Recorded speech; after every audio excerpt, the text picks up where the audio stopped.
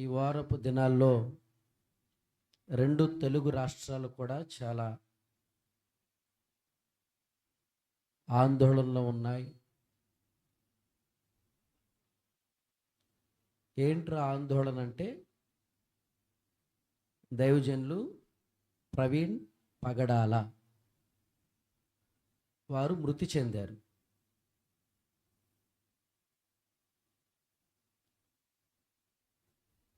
కొంతమంది ఏమో యాక్సిడెంట్ అంటున్నారు, మరికొంతమంది ఏమో ఇది యాక్సిడెంటల్గా జరిగినటువంటి మరణం కాదు, ఉద్దేశపూర్వకంగా చేసినటువంటి హత్య అంటున్నారు.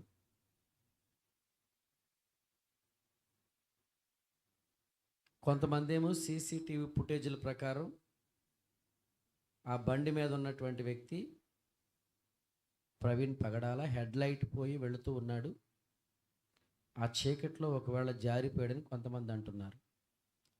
మరికొంతమంది ఏమంటున్నారంటే, అసలే ఆ మోటార్ సైకిల్ మీద బుల్లెట్ మీద ప్రయాణం చేసేది ప్రవీణ్ పగడాల కాదు, ఆయన అంత హైట్ ఉండడం, ఆయన 5'7", 5'8" మాత్రమే హైట్ ఉంటాడు, కాళ్ళు సరిగా కింద కానం, ఆ కాళ్ళు ముందు నుంచి వెనక కూడా ఆనుతూ ఉన్నాయి. కనుక అతడు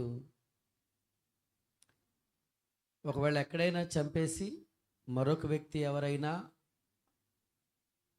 అతని వస్త్రాలు లాంటి వస్త్రాలు ధరించి ఆ బండిని ఎక్కడి వరకు తీసుకొచ్చి ఆ శవం పైన ఆ బండిని పెట్టారు అని కొంతమంది అంటున్నారు. అది హత్య లేకపోతే యాక్సిడెంటా అనేది నిజ నిర్ధారణకు అది కొంచెం కన్ఫ్యూజ్లో ఉంది. ఏది ఏమైనా ప్రవీణ్ పగడాల గారు కోల్పోవడం అనేది రెండు తెలుగు రాష్ట్రాల క్రైస్తవ సమూహానికి కొంచెం లోటే, అది కొంచెం బాధ.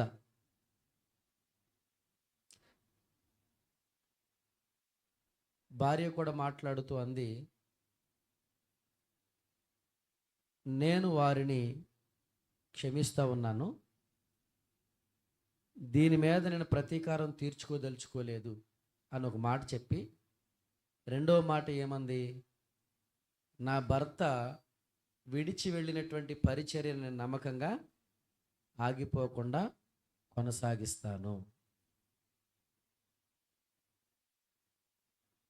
వాని యొక్క కుమార్తె కూడా చెప్పారు, మా నాన్నగారి ఆశయాలు ఏవైతే ఉన్నాయో వాటిని మేము ముందుకు తీసుకుని వెళతాం.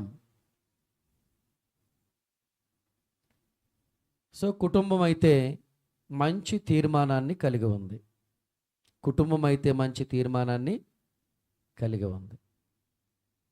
ఈ తీర్మానాన్ని బట్టి మనం ప్రభువుని స్తుతించవలసిన వారం. దేవునికి స్తోత్రం, హల్లెలూయా.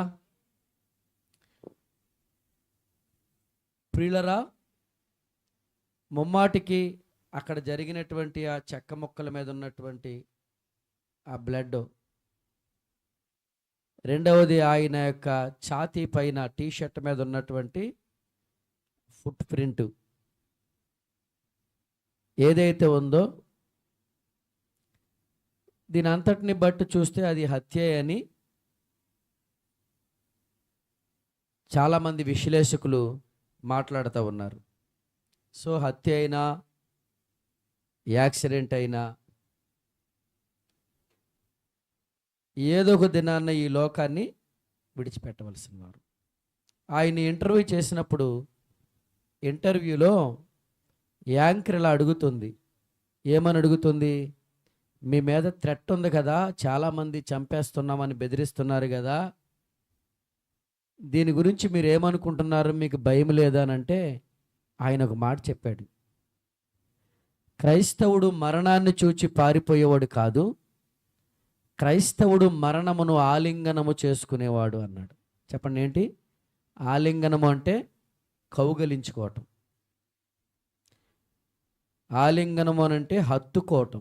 ఇలా కౌగిలించుకుని హత్తుకోవటాన్ని ఏమంటారంటే ఆలింగనము అంటాడు. కాబట్టి ప్రవీణ్ పగడాల గారు ఏం చెప్పారనంటే, నాకు చావంటే భయము లేదు, నేను ఒక్కడనే ప్రయాణం చేస్తాను. చావంటే భయం లేదు. ఎందుకనంటే నేను ఆల్రెడీ మరణాన్ని నేను హత్తుకున్నాను. ఈ మరణాన్ని హత్తుకున్నాను అనే మాటని వాక్య పరిభాషలో అపోస్తలుడైన పౌలు ఇలా చెప్పాడు.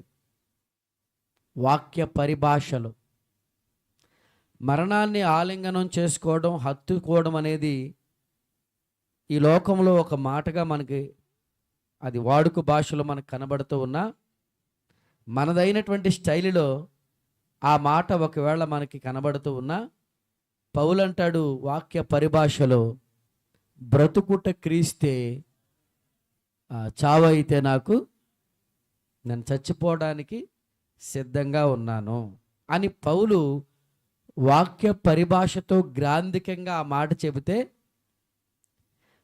ప్రవీణ్ పగడాల గారు చచ్చిపోవడానికి నేను వెనుకాడేటువంటి వ్యక్తిని కాదు, బ్రతికి ఉంటే ప్రభు పనిని చేస్తాను అని చెప్పాడు. చాలా అద్భుతమైనటువంటి మాట. భారతదేశంలో ఉన్నటువంటి ప్రజలు అనుకుంటున్నారు, ఒకరిని ఇద్దరిని చంపేస్తే క్రైస్తవ్యానికి మనం అడ్డుకట్టలు వేయచ్చు అంటున్నారు. కానీ నేనంటాను, మరణించే కొద్దీ క్రైస్తవులు చంపబడుతున్న కొద్దీ క్రైస్తవం మరింత అభివృద్ధిలోనికి వెళుతుంది. దేవునికి మహిమ కలుగును గాక. హల్లెలూయా. అయితే క్రైస్తవ్యం అనేది ఆగిపోదు. అపోస్తలులు చంపబడ్డారు. భారతదేశానికి వచ్చిన ఎంతోమంది మిషనరీలు చంపబడ్డారు. భారతదేశానికి వచ్చినటువంటి తోమా అయితే బళ్ళాలతో పొడిచి ఆయన్ని చంపేశారు. అప్పుడు ఆయన ఒక్కడే వచ్చాడు. ఆయన ఒక్కడితోనే క్రైస్తవ్యం ప్రారంభించబడింది. అప్పటికి ఒక్కడే ఉన్నాడు. మతోన్మాదులు అనుకున్నారు, ఈ ఒక్కడిని మనం చంపేశామంటే ఇక్కడితో క్రైస్తవ్యాన్ని మనము సమాధి చేయొచ్చు అనుకుని ఆ ఒక్కడినే చంపేశారు. కానీ కేరళ రాష్ట్రం, కేరళ వచ్చి తమిళనాడులో ఆయన చంపబడితే, తమిళనాడు నుండి భారతదేశంలో ఉన్నటువంటి అన్ని రాష్ట్రాలకు సువార్త వెదజల్లబడి ప్రతి రాష్ట్రములో నుండి అనేక మంది, ఆయా జాతిలో నుండి, ఆయా కులములో నుండి, ఆయా మతములో నుండి ప్రజలు ప్రభువును అంగీకరించి ఈనాడు ప్రభువు కొరకు గొప్ప మిషనరీలుగా వాడబడతా ఉన్నారు. దేవుని స్తోత్రం. అంతమైందండి. అవును, ఆదిమ అపోస్తలులు సువార్త ప్రకటిస్తున్నప్పుడు స్టెఫన్ అనేవాడు ధైర్యంగా వచ్చి బయటకు వచ్చి అతడు ప్రజలతో తర్కించుచు దేవుని వాక్యాన్ని ఉన్నది ఉన్నట్టుగా ప్రకటిస్తూ ప్రజలని దేవుని కొరకు ఒప్పింప చేస్తూ ఉన్నప్పుడు అక్కడున్నటువంటి ప్రజలందరూ అనుకున్నారు, స్టెఫెనుని చంపేస్తే ఇక గొడవ ఉండదనుకుని స్టెఫెనుని చంపేశారు. స్టెఫెను మరణం ఆయా ఖండాలకు సువార్త వెళ్ళడానికి మార్గమైంది. దేవునికి స్తోత్రం. స్టెఫెను మరణించక ముందు పాలస్తీనా దేశములోని, ఇజ్రాయెల్ దేశములోని సువార్త ఉంటే, స్టెఫెను సరిపోయిన తర్వాత స్టెఫెను మరణములో నుండి పుట్టుకుని వచ్చినటువంటి అపోస్తలుడైన పౌలు ఖండాలు దాటి సువార్తను చేశాడు. దేవునికి స్తోత్రం. ఆగిపోయిందా? ఈనాడు ప్రవీణ్ పగడాల గారి యొక్క మరణం సువార్త ముగింపుకు నాంది కాదు, మరింత శక్తిని పుంజుకుని మరింత ఉద్ధృతంతో సువార్త ప్రకటించబడడానికి అది ప్రారంభం. చప్పట్లు కొట్టి దేవుని మహింపరుద్దాం. హల్లెలూయా. ప్రవీణ్ పగడాల గారి యొక్క మరణం సువార్తకు ముగింపు కాదు, యావత్ క్రైస్తవ లోకం మరింత శక్తిని పుంజుకుని ఇంకా సువార్తను ఉధృతంగా ప్రకటించటానికి అది ప్రారంభం. సాతాను వెన్నులో వణుకు, సంఘం మరింత ఉజ్జీవింపబడతా ఉంది. సో చంపబడడం ఏంటి అని అంటే యేసు ప్రభువారు ముందే చెప్పారు. ఆ మాటల్ని స్టెఫను మరణానికి సందర్భాన్ని పురస్కరించుకుని ఈ 2 మాటలు చెప్పుకుందాం మనం. యేసు ప్రభువారు ముందే చెప్పారు. మత్తయి సువార్త 5వ అధ్యాయంలో శిష్యులను సమకూర్చినప్పుడు ఆయన కొండ మీదకెక్కి ఆయన ఉపదేశం చేస్తూ తన యొద్దకు వచ్చిన వారికి, తన శిష్యులకు అందరికీ కలిపి ఆయన ఈ రీతిగా బోధిస్తూ ఉన్నాడు. ఆయన బోధ ఏమిటనంటే 10వ వచనం, 11వ వచనం, 12వ వచనం చదువుదాం. హింస పొందేవారు ధన్యులు. చెప్పండి, ఏం పొందేవారు? గడ్డి చెప్పండి, ఏం పొందేవారు అంటే యేసు ప్రభు చెప్పకనే ఏం చెప్తున్నాడు? నీతిమంతులకు ఏం కలుగుతుంది? చెప్పండి అమ్మా, గడ్డి చెప్పండి. హింస కలుగుతుంది. హింస. అయితే అది వారేదో పాపం చేసుకున్నది కాదు, అది వారి పాపములకు ఫలితం కాదట. మరేంటది? వారు ధన్యులుగా మార్చబడతారు. దేవునికి స్తోత్రం. కాబట్టి హింస జరుగుతుందని మనమేదో భయపడవలసిన అవసరం లేదు. ఎవరైతే హింసించబడుతున్నారో వారు ధన్యులుగా మార్చబడుతూ ఉన్నారు. రెండవది, నా నిమిత్తము జనులు మిమ్మల్ని హింసించి నిందించి మీ మీద అబద్ధముగా చెడ్డ మాటలలో పలుకున్నప్పుడు మీరు సంతోషించి ఆనందించుడి. పరలోకమందు మీ ఫలము ఇలాగున వారు మీకు పూర్వమందున్నటువంటి, ఆల్రెడీ హింస పూర్వములో ఉన్నటువంటి ప్రవక్తలకు కూడా. నేను ఎందుకు ప్రవీణ్ గారి యొక్క మరణం సువార్త ముగింపు కాదని అనంటే, పూర్వమందు ఉన్నటువంటి ప్రవక్తలు కూడా ఆ రీతిగా హింసింపబడ్డారు, గాయపరచబడ్డారు, చంపబడ్డారు అని ప్రభువే చెప్తున్నాడు. ప్రభువు రాకముందు కూడా అనేక మంది ప్రవక్తలు చంపబడ్డారు. ఇదే సువార్త కొరకు యోహాను తల చిరచ్ఛేదనం చేయబడింది. బాప్తిస్మిచ్చి యోహాను తల ఏమైంది? గడి చెప్పండి, ఏమైంది? శిరచ్ఛేదనం. అది 2గా ఖండించబడింది, ఆగిపోలా.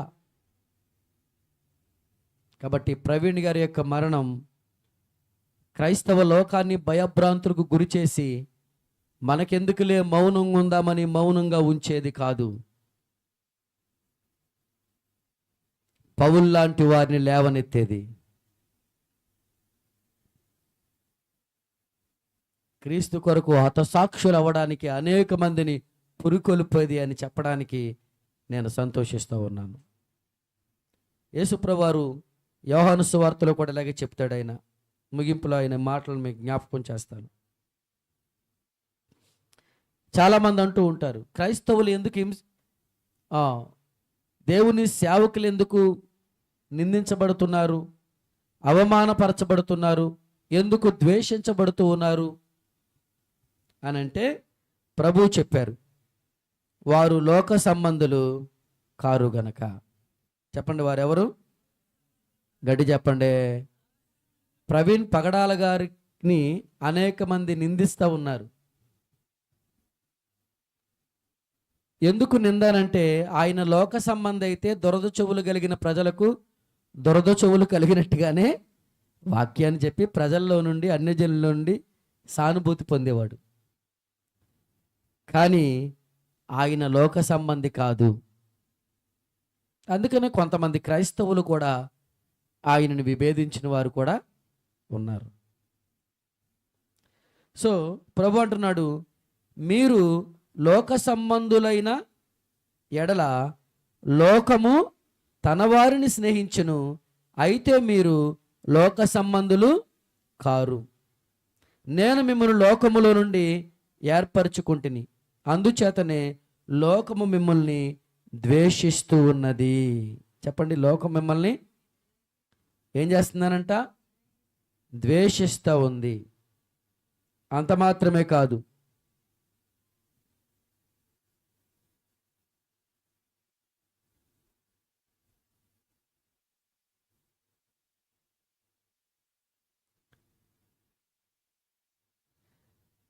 దాసుడు తన యజమాని కంటే గొప్పవాడు కాడని నేను మీతో చెప్పిన మాట జ్ఞాపకం చేయి. లోకులు నన్ను హింసించిన ఎడల మిమ్మును కూడా హింసింతురు. దేవునికి స్తోత్రం. ప్రభు చెప్పారు, ఈ లోకులు నన్ను హింసించిన ఎడల మిమ్మల్ని కూడా. అవును, మన ప్రభు అయినటువంటి క్రీస్తుని లోకం హింసించింది, మాటల చేత హింసించింది, చేతల చేత హింసించింది. పిడిగుద్దులు గుద్దారు, ముఖమున ఉమ్మును ఊశారు, ముండ్ల కిరీటాన్ని పెట్టారు, కొరడాలతో దెబ్బలను కొట్టారు, సిలువ మీద 3 మ్రేకులతో భూమికి ఆకాశానికి మధ్యలో వేలాడదీశారు. నేను హింసించబడితే నా పిల్లలైనటువంటి మిమ్మల్ని కూడా లోకం హింసిస్తుంది. కాబట్టి కింద అంటాడు, అలా హింస పొందుతున్నటువంటి మీరేం చేయాలంటే ప్రార్థన చేయండి, నన్ను గురించి మరి ఎక్కువగా మీరు ప్రకటించండి. ప్రవీణ్ పగడాల గారి యొక్క మరణాన్ని బట్టి చింతలో ఉన్న, బాధలో ఉన్న, దుఃఖంలో ఉన్నటువంటి వారందరితో కూడా నేను మాట్లాడుతూ ఉన్నాను. అధైర్యపడవలసిన అవసరం లేదు, బెదరవలసిన అవసరం లేదు, భయపడవలసిన అవసరం లేదు. లోకంలో మనకు హింస ఉంది, లోకంలో మనకు నింద ఉంది, లోకంలో మనకు శ్రమ ఉంది. ఈ శ్రమ నిన్ను కృంగదీయడానికి కాదు, నీవు మరింత శక్తిని పుంజుకుని దేవుని సువార్తను ఇంకా ముందుకు తీసుకుని పోవడానికి. మన పితరులు అలా చేశారు, మనం కూడా అలాగే చేద్దాం. మన పితరులు ఎలా చేశారు? గడి చెప్పండి. హింస పొందుతూ మరి ఎక్కువగా ప్రభువు కొరకు సాక్షులై ఉన్నారు. స్టెఫెను తర్వాత పౌలు లాంటి వారు ఎలాగైతే వచ్చారో, యవనస్తులారా, పౌల్లాగా మీరు ఒక్క ప్రవీణ్ పగడాల మరణించాడు గనక 100 మంది ప్రవీణ్ పగడాల లాంటి వారు పైకి లేవనెత్తబడాలి. యవనస్తుల్లో అటువంటి ఉద్యమం కలిగిన వారు ముందుకి రావాలి, క్రీస్తు కొరకు ముందుకు సాగిపోవడానికి. కనుక ప్రభు హింసించబడ్డాడు, మనకి హింస కలుగుతుంది. అయినను నానాటికి దేవుని కొరకు హతసాక్షులయ్యే వారి సంఖ్య పెరిగే సువార్థికులు బయటికి పుట్టుకురావాలి. అటువంటి సువార్థికులను ఈ దినము నుండే ప్రభువు లేవనెత్తునుగాక. ఒకసారి అందరూ లేచి నిలబడి ప్రవీణ్ పగడాల గారి యొక్క మృతిని బట్టి మౌనంతో సంతాపాన్ని తెలియచేద్దాం. ఒక్క నిమిషం లేచి నిలబడిన మీరు మౌనంగా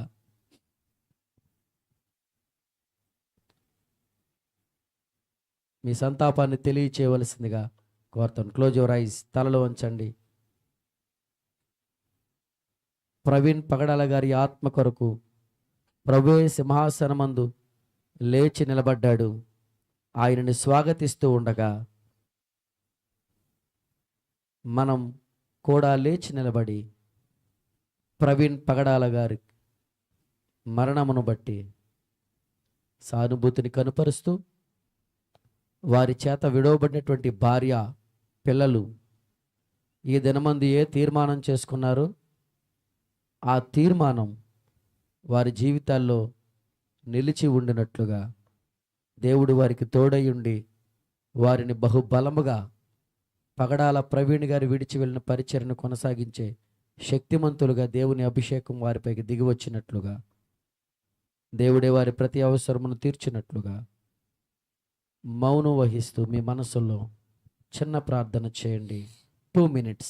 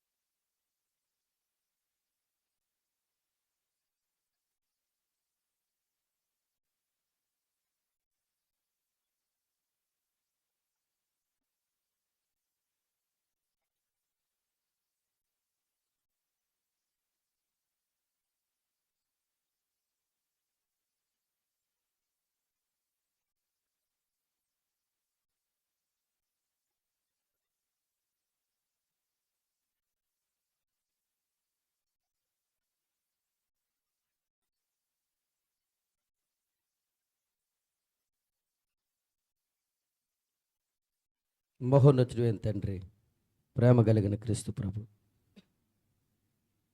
పగడాల గారి మరణం అనేకులను దుఃఖసాగరంలో ఉంచగా వారందరినీ మీరు ఓదార్చి నీ సువార్తను మరింత విస్తృతంగా ప్రకటించటమే కర్తవ్యమని ఎరిగి ముందుకు సాగిపోవుటకు మీ పరిశుద్ధాత్మ చేత వారిని ఆదరించి బలపరిచి లేవనెత్తండి. ప్రవీణ్ గారి యొక్క సతీమణి, వారి కుమార్తెల కొరకు ప్రార్థిస్తూ ఉన్నాను. ఆదరించి ఓదార్చిన దేవుడవు, చక్కటి తీర్మానాలు వారు చేసుకోవడానికి కృపను అనుగ్రహించావు. శక్తి కలిగినటువంటి పాత్రలై ప్రవీణ్ గారి కంటే మరి శ్రేష్టమైనటువంటి పరిచర్యను వారు కొనసాగించే అభిషేకమనిచ్చి వాడుకుని మహిమ పొందండి. ప్రతి అవసరాన్ని మీరు తీర్చండి. 2 రాష్ట్రాల తెలుగు ప్రజలను మీరు ఆదరించి ఓదార్చి ప్రవీణ్ పగడాల గారి యొక్క మరణం తరువాత, స్టెఫెన్ మరణం తర్వాత ఎలాగైతే అనేక మంది లేవనెత్తబడ్డారు, అలాంటి పౌలు లాంటి వారిని ఈ తరం యువకులలోంచి మీరు లేవనెత్తి నీ కొరకైనటువంటి నమ్మకమైన సాక్షులుగా వారిని నిలవబెట్టి ఖండాలు దాటిన పరిచర్య చేయడానికి పురుకొల్పమని వేడుకుంటూ ఉన్నాను.